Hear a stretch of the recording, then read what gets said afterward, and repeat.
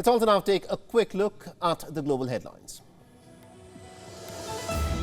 Polish consumers say they are finding it harder and harder to make ends meet as inflation soars to its highest point in over a quarter of a century, and households are faced with sharply higher prices for food and energy.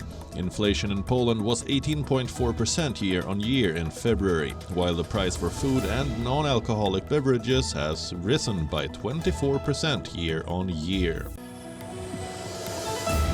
Pakistani security forces withdrew from around Imran Khan's home, putting a halt to clashes that had erupted after police tried to arrest the former prime minister. Police and other security forces were seen leaving the Lahore neighborhood, where Imran Khan's home is located. Eventually, Imran Khan came outside of his home wearing a transparent gas mask and spoke to his supporters. North Korea fired 2 short-range ballistic missiles into the sea off its east coast as South Korean and US troops conducted their largest joint military drills in years. The North's state-run television KRT released 5 still photographs of the latest missile launch, adding that the missile launches were a military drill, designed to train North Korean soldiers to carry out their mission at any time and annihilate the enemy, if necessary.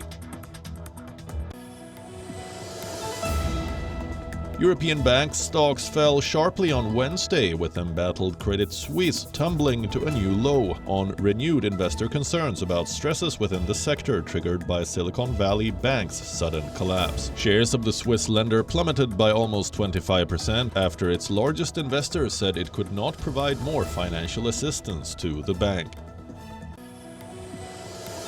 Public employees at Sri Lanka's ports, hospitals, schools and railways went on strike on Wednesday to protest against high costs of living as the country is struggling to recover from a severe financial crisis. Thousands of members belonging to more than 40 trade unions refused to report to work or took sick leave in the latest round of protests to demand the government to roll back high taxes, lowers record high interest rates and reduces power tariffs.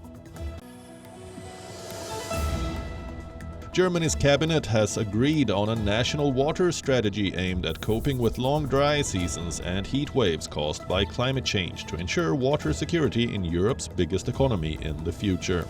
Germany is a water-rich nation, but weeks of high temperatures and scant rainfall in recent years have drained the water levels of the Rhine River, the country's commercial artery, and hit farmers' crops in many parts of the country.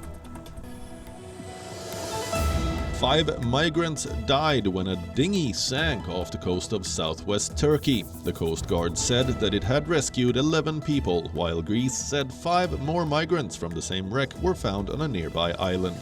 Those rescued said there were a total of 31 people on the boat. Both the Turkish and Greek Coast Guards said search and rescue operations were continuing.